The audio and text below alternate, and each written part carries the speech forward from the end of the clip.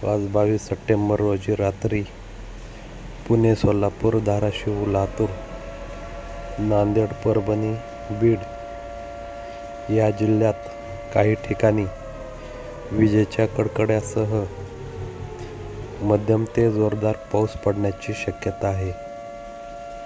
जास्त करून बीड, धाराशिव, लातूर, नांदेड या जिल्ह्यातील नागरिकांनी काळजी घ्यावी. दिवसा ऊन आणि रात्री पाऊस पडतोय. 2-3 रात्र वैऱ्याची आहे.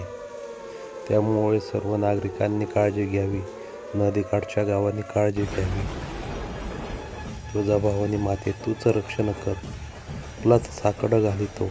नवरात्रमध्ये तुझीच गाणी गाऊन तुझीच भक्ती करीतो.